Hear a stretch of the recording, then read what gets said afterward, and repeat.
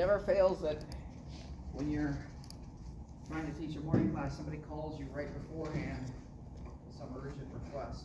Yeah, well, I see. good news is, sir, I managed to do the questions assignment. Okay, let's get it going.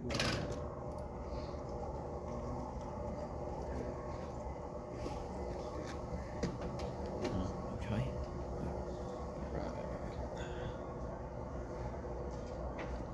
I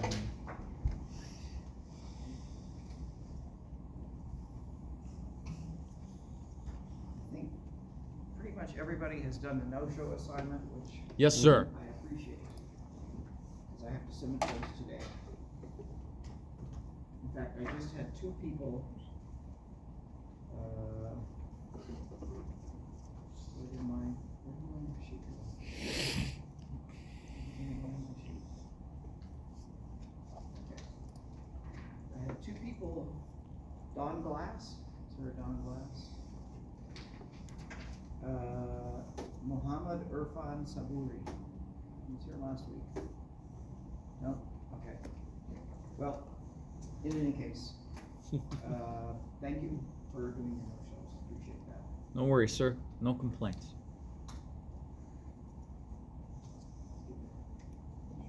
Here. Schedule up. Okay. So we're already in week 2. So this is the first real week, I would say, in terms of assignments. We've got your no-show assignment out of the way, and we did participation last week. We'll do participation again this week, and we're into chapter 1. All right.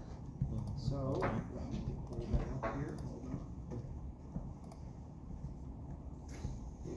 on. All right. So assignments are due Sunday. Can you turn on both the TV screens so we can? I'm sorry? Oh, the monitors are off? Okay. Yeah. I guess it's Monday morning, I haven't had their coffee yet. Happens sometimes.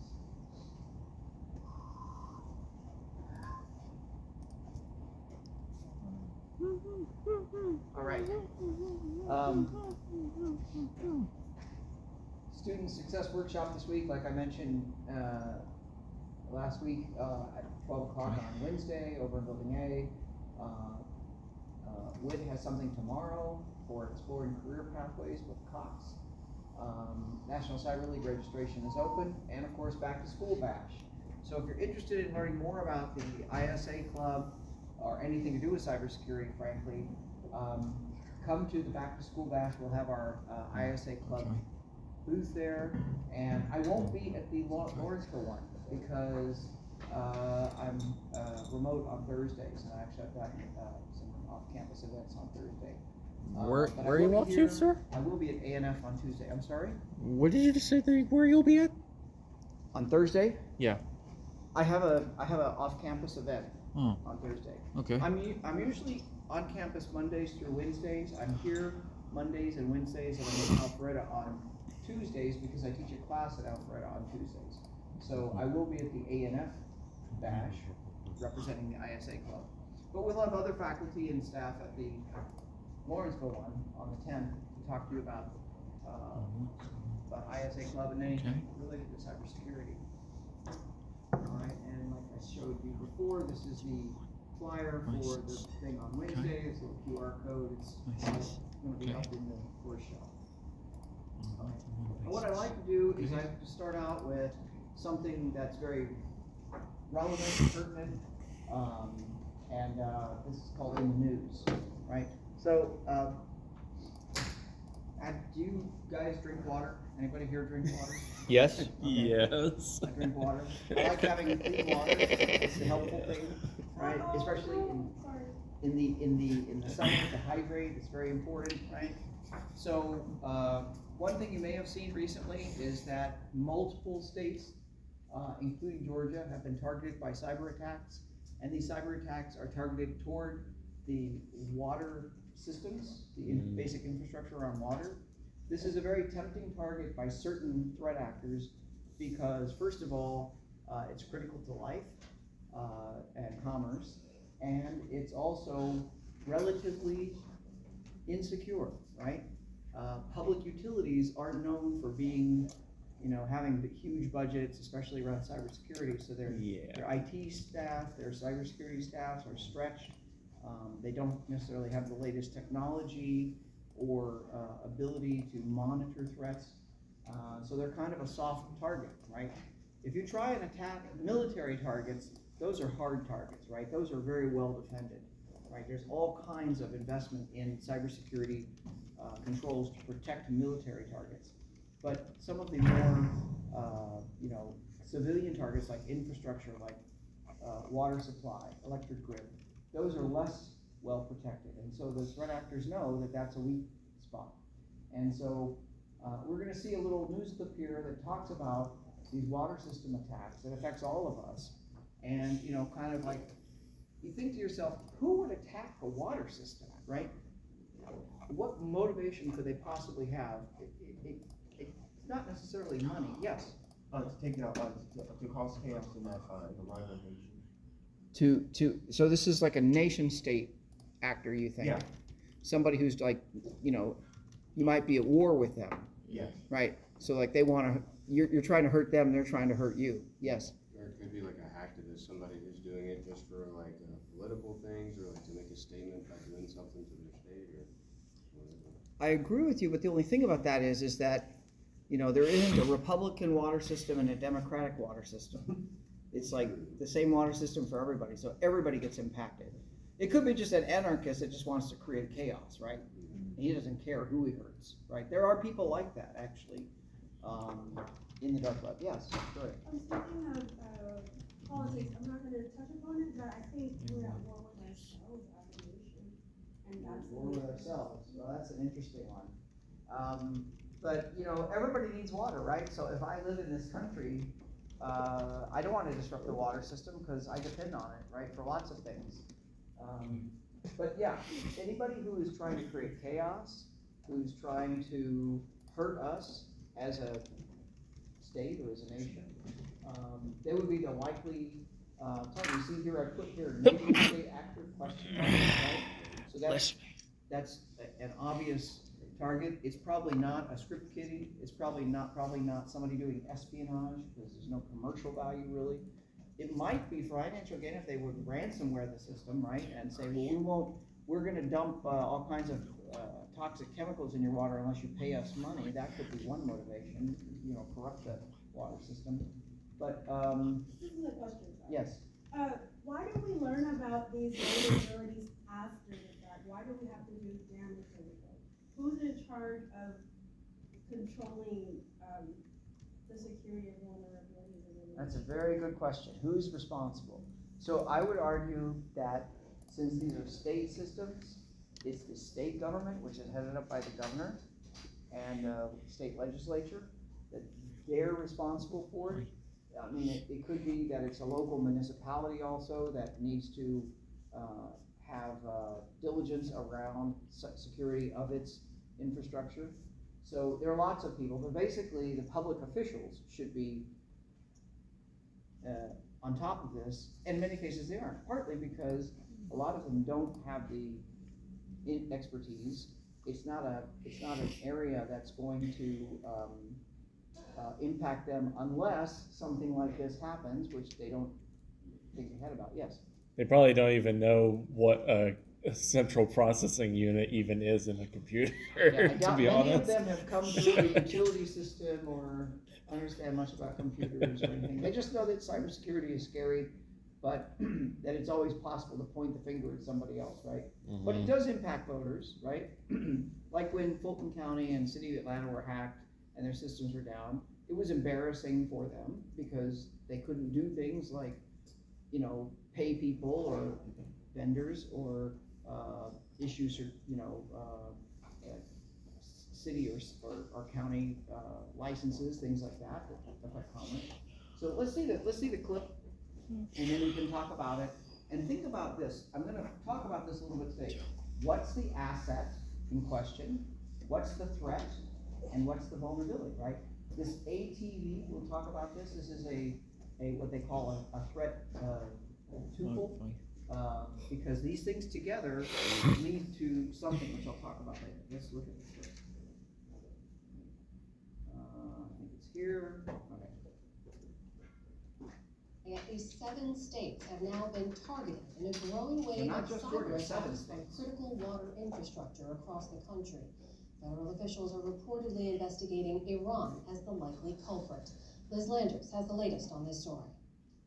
Amna, the coordinated attacks follow urgent warnings issued last month by cybersecurity agencies who said Iran was actively targeting water and energy infrastructure nationwide. In Minnesota, officials said at least 30 municipal water systems were hit. Utilities providers across the country are now scrambling to beef up their security. For more, we're joined by Cynthia Kaiser. She is former Deputy Assistant Director of the FBI Cyber Division and a Senior Vice President of the cybersecurity company Halcyon. Cynthia, thank you for joining NewsHour. Thank you for having me. What do we know so far about these attacks? What kind of damage were they able to do, and who is being targeted here?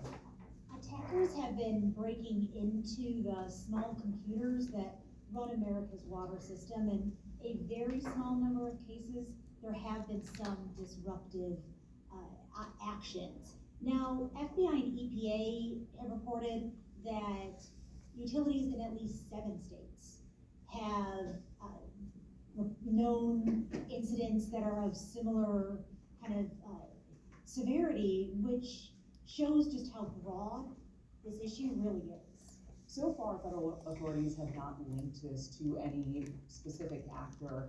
Who do you think is behind this attack? I would be shocked if Iran wasn't behind this attack. When I was at the FBI, we looked at several different aspects when we were thinking about attribution, especially initially in a campaign. One was, have we seen this type of targeting recently? The answer here is yes. Just a week ago, FBI and CISA, as well as a host of other U.S. government agencies, put out an urgent warning. So just in case you didn't catch it, CISA, CISA, is Cybersecurity and Infrastructure Security Agency. It's an arm of the Department of Homeland Security, which is actually affiliated with the Department of Defense. So it's, has military ties, but it's more interested in civilian infrastructure.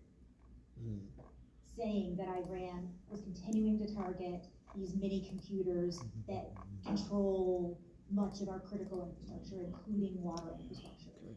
The second aspect we looked at on attribution was, do they have a motive to do it now? Is the attack actually for money, or is it for disruptive actions? This appears focused on disruption, not money. And geopolitically, the actor that has the main motive here is Iran.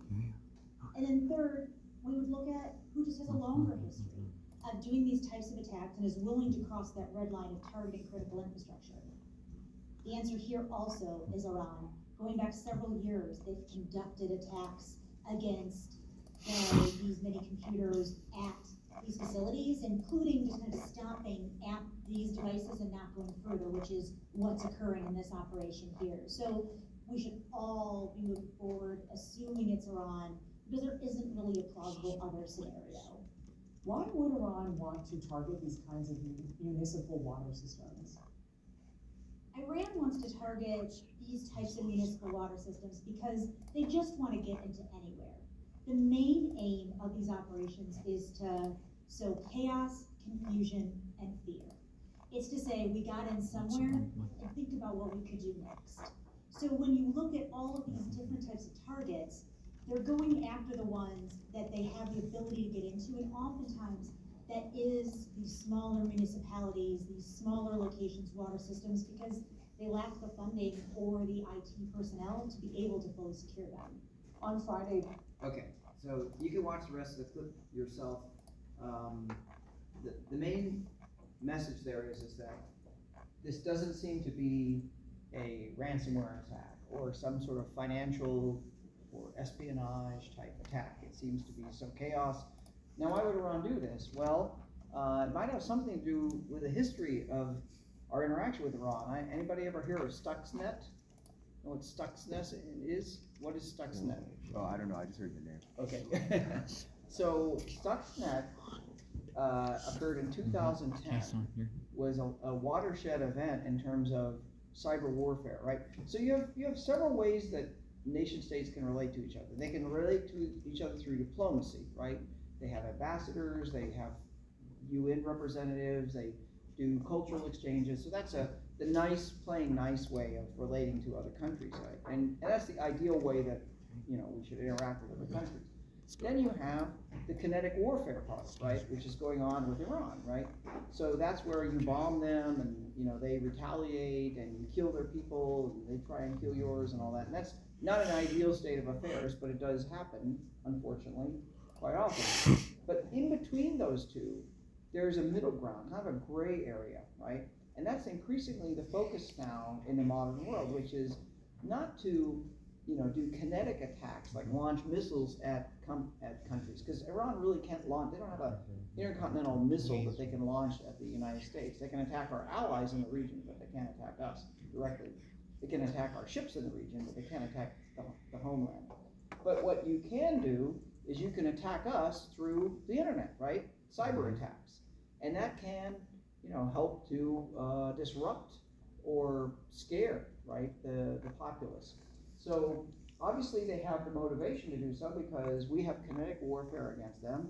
And, you know, the president has even said, I'm going to bomb you into the Stone Age, and he's threatened to attack their critical infrastructure. So why wouldn't they attack ours in retaliation, right? So I'm not justifying it, I'm just saying that they certainly are motivated to do so, right?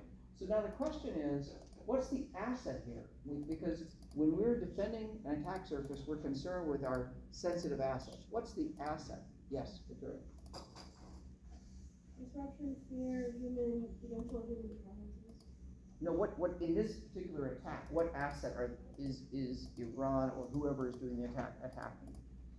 Well, I'm just saying, like, maybe the asset is the fear they impose on us, like people could die. So like a this. social. Yeah, a the social. There's a not social much like money, but it's right. it's a lot. Right. Well, so what the cyber attack is attacking is the water system, right? That's the asset, and that's a valuable asset, right? It's a critical asset, actually. We want to have our water system function properly. What is the threat? The threat is that they can theoretically, yes, go ahead. The threat is that they can take control of the water system and either shut it down, maybe do something else with it, possibly divert it somewhere else as well to wastewater, maybe. Right. And just like, you know, make it so that our water infrastructure just doesn't work properly or doesn't work at all. Right. Ooh, phone call. Somebody is calling me from Florida. I'm going to decline that. All right. Sorry, saying. Yeah, they can even cause damage to the water and spread all around the country. Yeah, so, 7 states, right? So this isn't like a localized event. This could be, you know, taken out wider, like Michigan, Georgia, other states. Now, the thing is that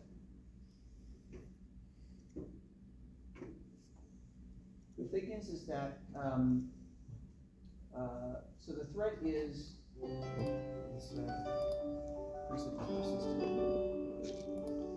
Let me get out of the WebEx here. Hold on. This is frustrating. Yeah. Okay. So the thing is that they can be threatening, right? They can cause chaos and fear, and that is something that they would like to do as retaliation because we're doing the same thing to them. So that's the threat. But in terms of the asset, the system, the water system, I don't know if you remember, but when they had the Super Bowl in Tampa Bay a few years ago, there was a report a few days ahead of time that some hackers had gained control of a local water system, and of course all the water systems in the area are connected. Mm-hmm. And they're always worried about these big events like the Super Bowl, like some terrorist is going to, you know, create some disruption. They had actually gotten to the point where they could adjust the mix of chlorine, you know, because the water systems have a little bit of chlorine in them to kill bacteria, but they could make it like 10 times as amount, and then you would be pouring like a chlorine mix into your cup and drinking it, right? So that could be very bad poison. for people with poisoning. Yeah. So that's part of the threat is to make people question the water system, yes. Yeah, can you like smell the chlorine like before you drink it? Like I know it's off topic, but Can you smell chlorine? yeah, I'm saying like before the people drink it, like they have to know something's off, like that strong chlorine smell. I'm not a chemist.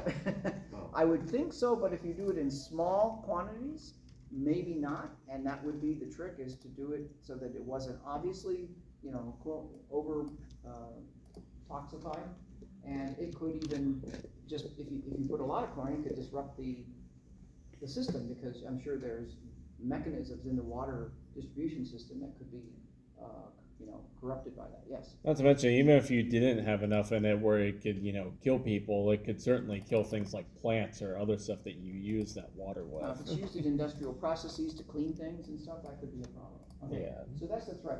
So the vulnerability, which she talked about, was that you have computers that control this water system, just like the computers in front of you on the desk.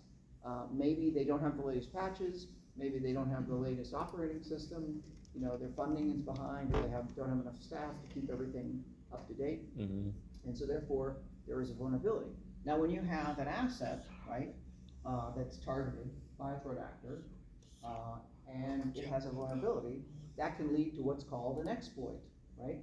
And these 7 states experienced an exploit, right? Some threat actor exploited the weakness in the system to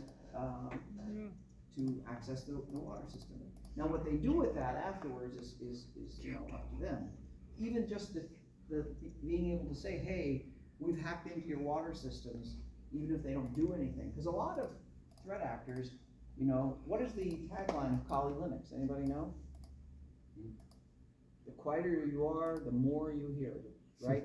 So, a lot of threat actors are very quiet. They do not want to be recognized. They want to be under the radar, because that way they can gather the most reconnaissance information. They can have persistence in systems. So they typically are not noisy, right? They're typically quiet. Okay, so we're going to move on from water systems. We're going to talk about chapter 1 now, and hopefully that establishes some relevance for this.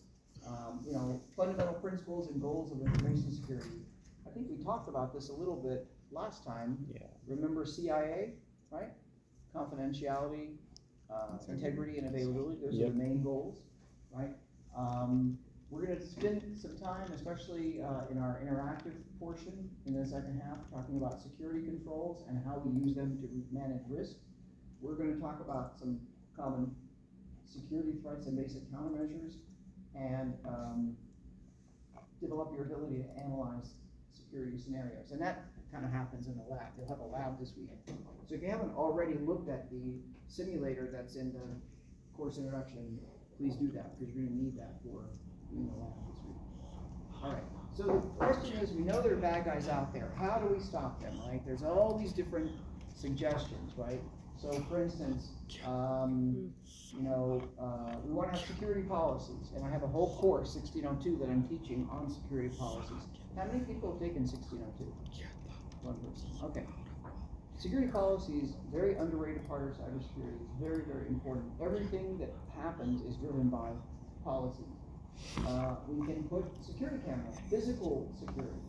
We can have access restrictions on entry points, like having guards check your ID, or we can have biometric sensors, right? We can control access to offices so that people can't shoulder surf or steal information off of desks, right? We can have what they call man traps.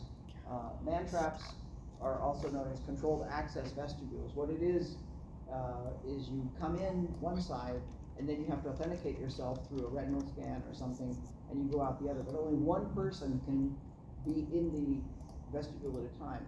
So it's a kind of a way to reduce the volume of traffic, and also if you have somebody that's suspicious, you can cage them in the man trap and then keep them from getting into the facility or getting out of the facility. I had to go through a man trap to get into my data center up on Satellite Boulevard. And then of course training, right? We want to train people to recognize when bad things are happening and to report them, right?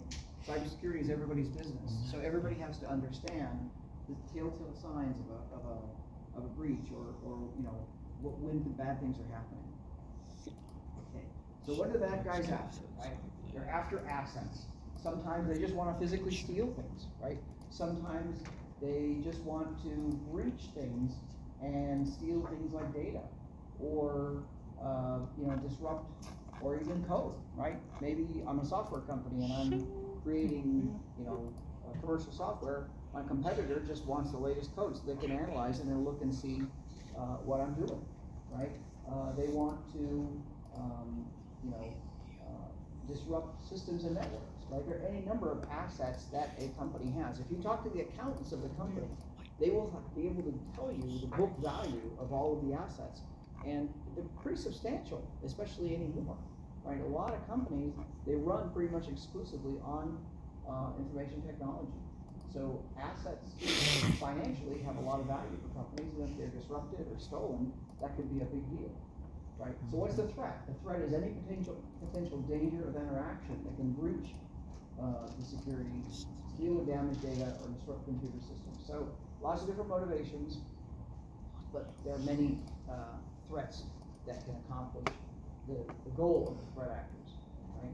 And the vulnerability is what they look for. It's a weakness or a flaw.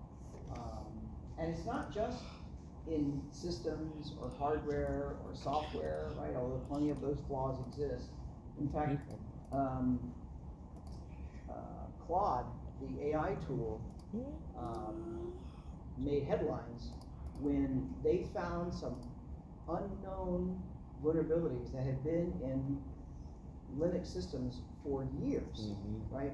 For years, and nobody had found it. And Linux is one of the most widely used systems, considered one of the most secure systems for operating systems. In fact, most enterprise type appliances run on Linux, right? Because it's considered more secure than, say, Windows. And huge community of people that are always trying to analyze it and find vulnerabilities. And nobody found this vulnerability. I think it was like a 16-year-old vulnerability that the AI found. So now AI can find vulnerabilities that human beings can't. Yes. I think one of the vulnerabilities was as old as the kernel itself, too, from my understanding. Like, it was that old. Yeah. So in fact, it scared the head of Claude enough that he said, I'm going to have to regulate who has access to this version of the LLM. And he's only allowed certain vendors like Microsoft, Meta, the brand names, to be able to access this, because if it gets in the hands of the wrong people, it could be devastating. They would be able to use it to find all kinds of exploits, right? So it's not just in systems, but human processes, right? There's the biggest vulnerability actually is layer 8 of the OSI model. It's the human layer, right? Because why? Technology is not emotional. It can't be bribed or coerced, right? But people can be, right? So people are the weakest link. That's why the human firewall is the most important firewall. That's why training is so important. That's why security awareness, that security is everybody's job, is so important. So human beings are a huge vulnerability when it comes to cybersecurity, right? All the social engineering attacks and things. Most exploits start with social engineering, like 85%. Okay? And the exploit is when the threat actor uses the vulnerability to compromise an asset. Compromise could mean steal, could mean corrupt, could be make unavailable, anything that would disrupt CIA for that asset, right? And so I just have this simple equation, and I'll talk much more about risk management later in the course, but the threat encountering a vulnerability that can be used to do the exploit equals risk, right? If you don't have any threats, if no threats existed, you would have no risk. But of course, threats are constant. In fact, there are new threats every day. So you don't have defenses against those risks. The 0 days are called. If you didn't have any vulnerabilities, if your system was impregnable, if you were on a remote island without any Wi-Fi or network, and you were just working on your laptop by yourself, no network connection, you wouldn't have risk, right? But if you're going to do anything useful, you've got to be connected. You've got to be on a system which might have some vulnerabilities. You're going to have risk. So risk is omnipresent. You're always going to have risk. The question is it a manageable amount of risk? Are you doing things to control the risk, like applying security controls to mitigate threats, to remove vulnerabilities, right? That's the key thing. All right. So we like to talk about nation states. Let's talk about another nation state. Anybody know which flag this is? North Korea. North Korea, our friends in North Korea, right? So this is a little bit old. It's from 2014, but it's a particularly telling nation state. Got a lot of visibility too. Nation state action. And then I'm going to play the video. Does anybody know why North Korea didn't attack a water system? They attacked Sony Motion Pictures. Sony Motion Pictures is an entertainment company. Why would a state actor want to threaten? I'm going to ask this gentleman. What's your name again? Daniel. It was for the movie, the interview, wasn't it? That's correct. Yeah. At least that's what we, I mean, nobody issued a press release to that effect, but that's what we have to assume, right? So, tell everybody what the interview is. Oh, it was amazing. Have y'all seen it? I've seen it. A movie called The Interview. Yeah, so it was basically just a parody where James Franco is a news host and he takes on this interview with, well, he gets the opportunity to interview Kim Jong-un, and he goes and visits. Not the real one, this is the fake The movie. fake Actor Kim Jong-un. And he goes to North Korea, and in the movie they become good friends, and the plot of the movie is that James Franco has to turn his back and betray Kim Jong-un, because the government gave him a plot to, I think the plot was to kill him or something along those lines. Yeah, to kill him, yeah. But by the end of the movie, they have this friendship, they have this bond, and they have to break that bond because of the mission that the government assigned him. So the thing is that you know this, it doesn't have the resonance here that it might in North Korea, because in North Korea, and my sister-in-law's Korean, from South Korea, she's educated me about this. In North Korea, the Kim family are basically gods, right? The founder, and then I think his name was Kim Il Sung, and then the next one was Kim Jong Il, died, and they have huge statues of both of them in Pyongyang. And then now the third generation is Kim Jong Un, or what's his name again? Yeah, Kim Jong-un. Kim Jong Un. Okay, he's considered like a god, right? So if you even hint at causing him harm in North Korea, it's the prison camp for you and your family. By the way, they take the whole thing. So they don't take kindly to this kind of talk. And in fact, a lot of their rhetoric is overblown about how important it is. So in any case, Sony Pictures made a satire movie about a CIA plot to recruit these television people to become friendly with him and then to assassinate him because the United States wants him gone. I guess with a theory that would lead to regime change of some sort. But in any case, North Korea didn't like that, right? And they took it out on Sony Pictures. And you'll see in this clip how they took it out. And it was quite embarrassing for Sony Pictures. So, and this was no normal threat actor. They were up against a nation state. And by the way, a nation state that is in the top 5 in the world at cyber hacking, right? I could talk to you for hours about all of the cyber hacks that North Korea has done, and we can do that at some point. But just watch the clip and think about how they did this and why they did this. Crippling one of the world's most powerful entertainment studios, Sony Pictures Entertainment tells CNN it's still investigating what it calls a very sophisticated cyber attack. The FBI is on the case. Five of its new movies, including Fury and the remake of Annie, were posted on illicit websites, and very sensitive, confidential information started to appear online, including the multi-million-dollar salaries of top Sony executives, social security numbers of employees. Some staffers had to work with pen and paper. These people are prodding and provoking Sony, and they're doing it deliberately. This is not kind of thing where they just want to go in and steal some movies. They're trying to stick it to Sony and to particular Sony executives. A group calling itself the Guardians of Peace has claimed responsibility for the hack, but it's not clear if that group was really behind it. A source at Sony tells us the company is looking into the possibility that hackers working for North Korea could be behind the attack. Sony's upcoming release of the movie The Interview, a comedy about a plot to kill North Korean leader Kim Jong-un, is cited as a possible provocation. You want us to kill the leader of North Korea? Yes.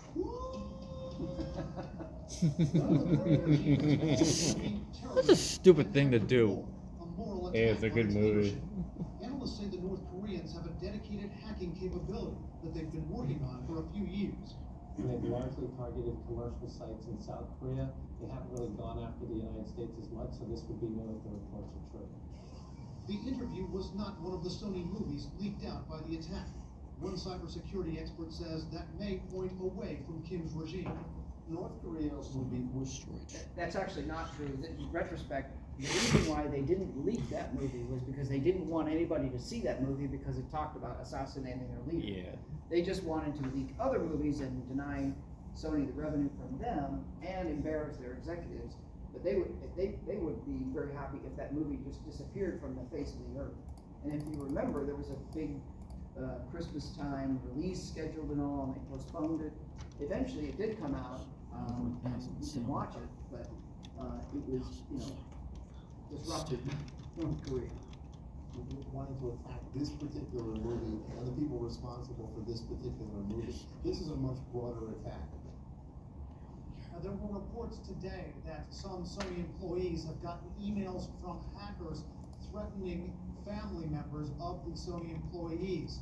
We asked Sony about that. We just, a couple of seconds ago, got a statement saying, quote, "We understand that some of our employees have received an email claiming to be from GOP, that's the Guardians of Peace, the group that claimed responsibility for this hacking attack.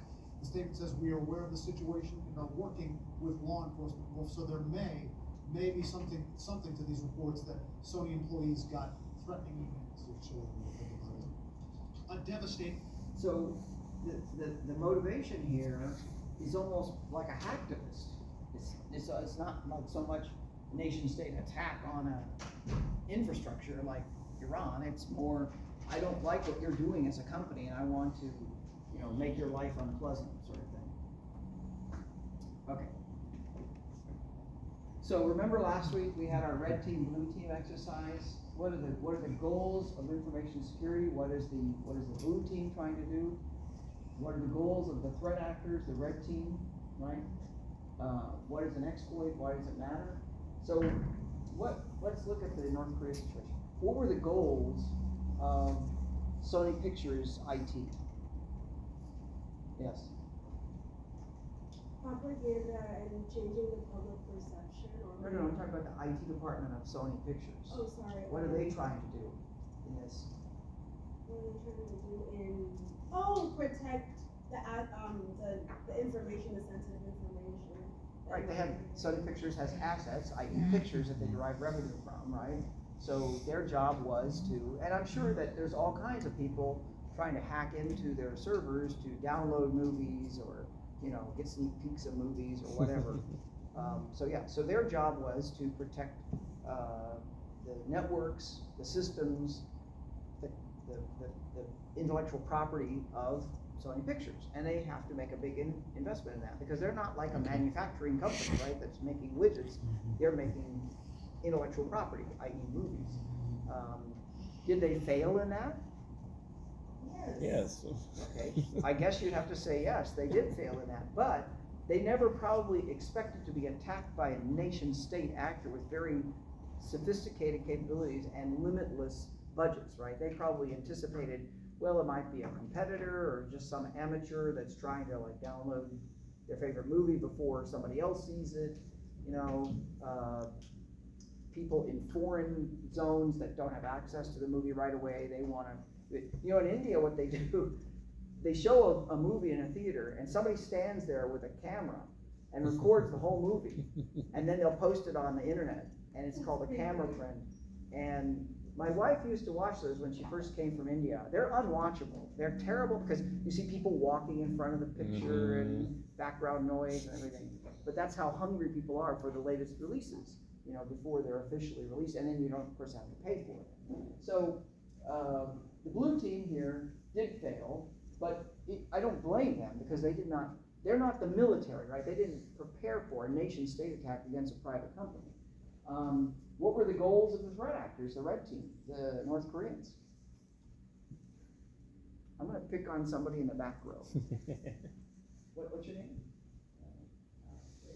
What do you think the North Koreans, the threat actors were trying to do? I think they were trying to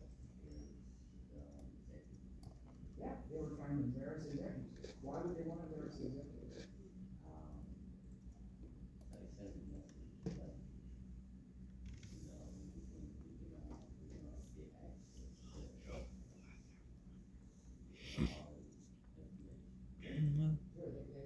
Not only are we going to embarrass you, we're going to scare you because now we have the ability to perform exploits against your infrastructure, right?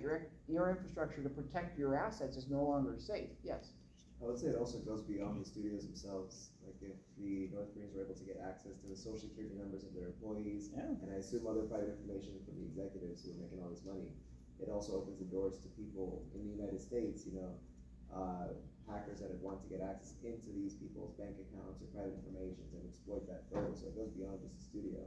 Right. For these people's private lives. So let me just talk about the financial side of this. So North Korea does this often for money. In fact, they've committed the largest bank heist in the history of the world, called $1 Billion Heist. There's a movie about it. You can go see. So they use this to fund their nuclear program and their government and everything. And so they are concerned with money. So one of the things they can do with the information that they've stolen, social security numbers and such, is to sell it, right? They can go out on the dark web and find buyers, and other cyber criminals that they're in touch with, not necessarily from North Korea, can buy this information and they get paid for it. So it could be a secondary motive, right? But the primary motive is what Blake was saying, is that they want to embarrass people and they want to, stop this movie from being distributed, which they didn't do, but in any case, they disrupted it, right? Because they didn't like it. So you could call it an exploit. Why do we care? Who cares if Sony Pictures executives are embarrassed, or if a movie is delayed in its release? What's the point?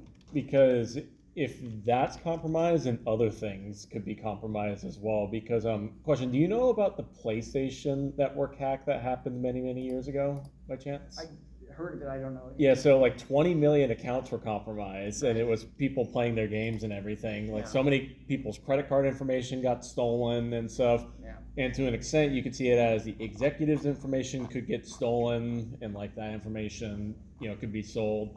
Or if they have a way of breaking in, for example, into their consumers' like information, they could steal their information, their accounts, all their stuff as well.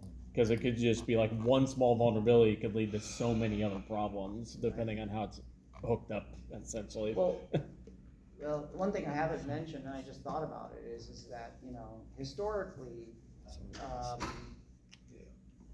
Sony is a Japanese company, right? So historically, Japan and Korea haven't always been friends, right? That could be factoring into this a little bit. I don't think it's much of it, but the point is that it does matter because it sends a signal, and it sends a signal to all companies in the U.S. Do not talk negative about our leader, right?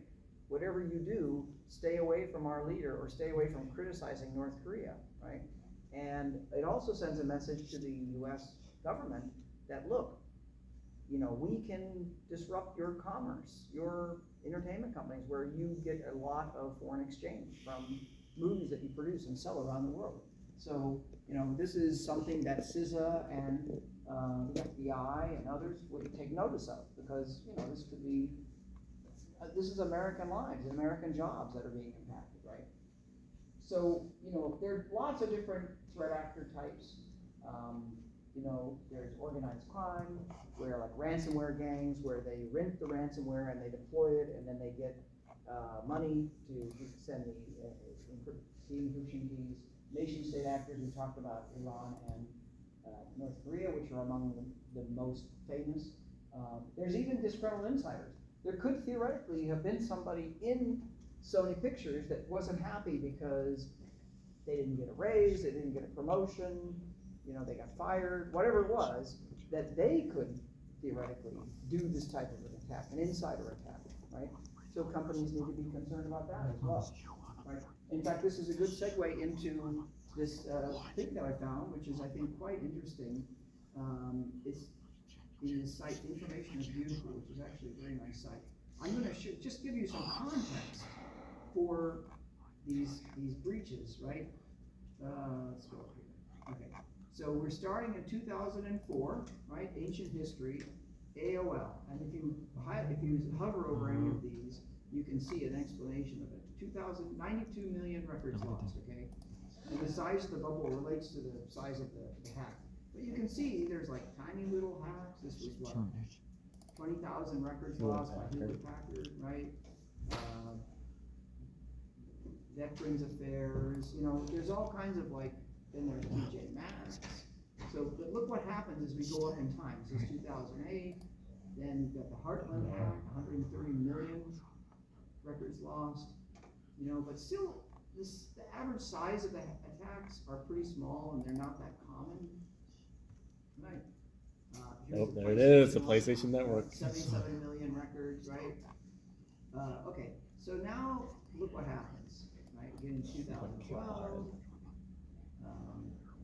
2014, I'm looking for Sony Pictures. So you see this little blue thing here? This is Sony Pictures, right there. So all what I just showed you is just this one little bubble in here. Look at all these other bubbles, Yahoo, Target.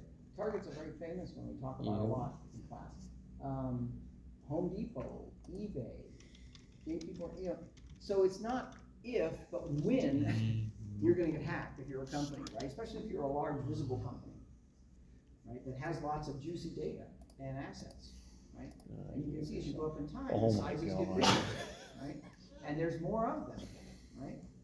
So look at this. Yeah. Marriott, right? Then you get into the huge ones, like in India, they have this thing called the Aadhaar card, which is an identification card that all Indian citizens carry. 1.1 billion records, okay? That's a lot of records. That represents a lot of value to somebody on the dark web, right? So if I exfiltrated that information that's supposed to be private, I could, you know, get a pretty nice payday on the dark web. Or I could wreak havoc on the country of India, right? Because people use their Aadhaar cards to get cell phone minutes, to pay their taxes, to have access to government goods and services, right? And so, you know, we keep on going, and you see Twitter, you see all kinds, Facebook, etc. This is now 2020, right? But the size is huge, and the frequency is huge as well. Facebook, 533 million. Indonesian SIM cards, 1 billion records lost, right? 1.3 billion, okay? So you can see how 2.7 billion recently, national public data, right? So, you know, somebody obviously is not doing their job, or the threat actors are just that good at theirs. So see how this goes. So this is a very nice site. It has all kinds of breakdowns and analysis of these things. But the point is that these attacks are getting more and more concerning, right? They're getting larger, they're getting more sophisticated. They aren't just keeping you from watching a movie that talks negative about Kim Jong-un. They're, you know, affecting infrastructure, they're affecting financial systems. Okay. I think what we'll do right now, I'm at the break. Let's take a break real quick, and first of all, let me tell you. First of all, I take attendance here, but I'm going to tell you what we're going to do after the break. So I don't know how many people are here. 1, 2. Okay, there's 15 people. So try and pair up. Find a partner to work with, because I don't have enough handouts, and I did want you to kind of work together on this. So what I'm going to do is I'll just introduce this, and you can actually start to work on it during the break. Here is what we want to do. I'm going to talk about. Well, I'll just go ahead and introduce it. Okay. So this is the fun stuff. We're going to do the security control matching exercise, right? All right. So what are security controls? So security controls are the things that we can use to minimize the risk, to address vulnerabilities, right? So we have different categories of controls. We have managerial controls, we have operational controls, we have technical controls, we have physical controls. We have different types or categories of controls. And then we have different types of controls of each kind, right? So you can have a managerial, preventative control, or you can have an operational detective control, right? And so these are the different types and categories of security controls we can deploy. I'll just go to the top of the hour here and then we'll take a break. All right, so here is the security control types, right? So what are managerial controls? Let me blow this up. Okay. Since this is relevant to the exercise. So a managerial control is tied to policy and governance decisions, right? Usually created by leadership. So it's like the password policy. Your password has to have a minimum of 15 characters, has to have complex character set, cannot be one of the last 10 passwords you've used. Okay, that's a policy, right? That will drive operational activity, operational controls of looking at people's passwords to see if they're in compliance with their violation of that policy, right? And then obviously passwords themselves are a technical control that you need to deploy to limit access to systems, right? You might even require multi-factor authentication as an added safety measure, right?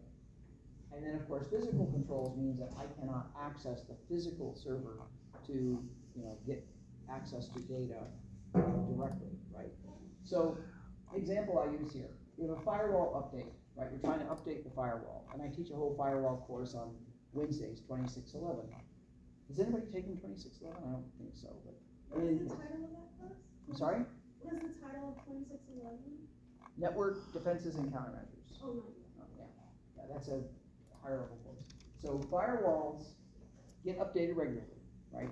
But in order to do the updates to the firewall rules, you have to go through change control, right? Which is a managerial control. Means that everybody has to agree that you want these firewall rules to be deployed because they might impact somebody negatively or there may be some unintended consequence of the update to the firewall. And they're performed by authorized personnel. Now who's authorized to perform the firewall updates? Well, it has to be people with the permissions to do that. They can authenticate to the firewall and have the permissions to make the firewall update. They can authenticate, which is a technical control, right? Not everybody, maybe people have access to the IP where the firewall sits, but they can't access the administrative interface. They can access servers in the secure data center, so that's a physical control. So you can have defense in depth through these different types of controls. In fact, we'll do an exercise where you try to defend an attack surface just using one of these categories. And it's very difficult to do, which really underlines the fact that you need multiple categories of controls to be safe. Okay, so those are the control, I'm sorry. I have this back one. This is, let me fix this before I forget. So this is categories. Right? And this is types. I typed it wrong. So what do we mean by different security control types, right? It's not so much who can do it, but it's when it's done, right? So preventative, stop an incident before it happens, a preventative control, right? There can be also deterrent controls that discourage an attacker, right? Maybe the attack can't be prevented, but it can be discouraged, right? And then if the attacker persists and they try to perform the exploit, they get detected, right, in the logs or by a camera or something. And then if they have an impact, you try to apply a corrective control, right? You try to fix the damage. And in the meantime, while you're fixing the damage, you may need to apply a compensating control, which means, if they break the lock on the door, what do? Well, the lock on the door isn't working, station a guard at the door. That's a compensating control. That's another control that you can use to accomplish what the lock did, but it's just a different way of doing it. And then there's directive controls. This is like, you know, policy mandates, must statements, right? This mandates a particular behavior, like you know, you have to take the cybersecurity training. In fact, as state of Georgia employees, we have to take cybersecurity training.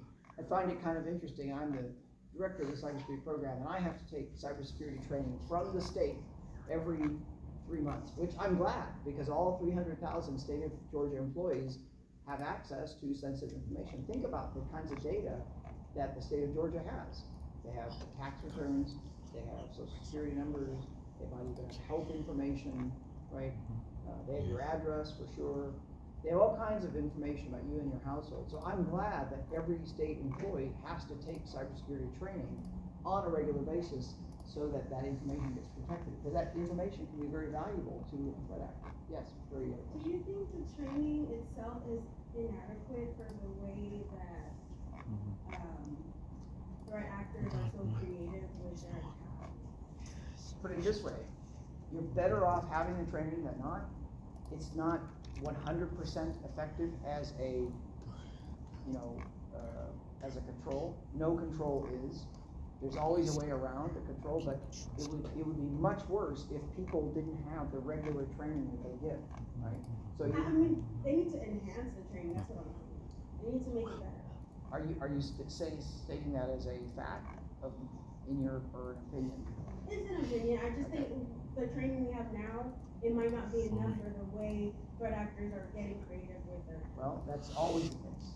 Yes. Even then, like, if something happens, I would assume the training would be updated to compensate for that sort of thing now that we know it exists. Well, that's why we have regular training, right? Yeah. Because the threat actors are clever and they morph and they shapeshift and they come up with different threats. Yeah. I mean, this is happening even to you personally, yes. Right, and to piggyback off of that, threat actors are also building their tactics off of blind spots in the commonly used tools in the industry.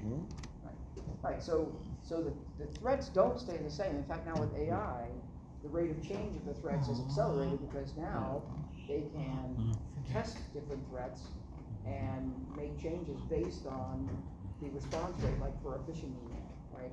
Like certain wording might work better than others, right? So certain targets might be more susceptible than others.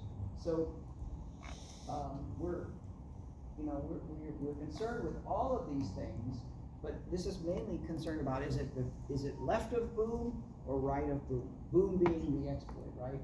You know, are we being reactive or are we being proactive? And you want to try and be proactive, what they call left of boom, right? Like before the event happens. We have a model also that the military uses called the cyber kill chain, where you try to inhibit the attack at the earliest possible point, right? All right, so those are the different types of controls. So now, obviously, you can map these things to each other, right? And so what I'm going to do is, with your partner, I'm going to give you 2 pieces of paper.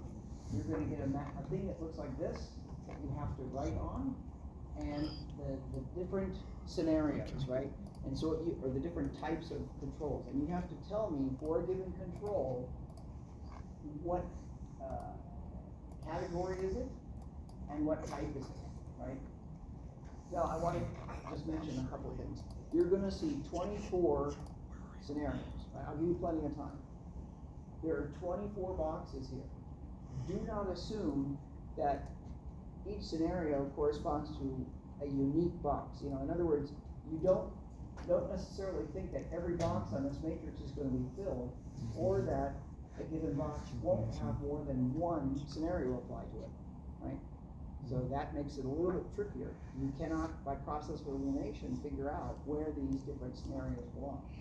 So you have to, you know, use your judgment. Is it a managerial control that's preventative, deterrent, protective, whatever? And you have to put it in this mapping, okay? So that's the challenge when we come back. Let's see here. I think that's it. All right. So let me. I'm gonna put the timer on for the break. But let me show you these. These are the 2 pieces of paper, right? This has the 24 different scenarios.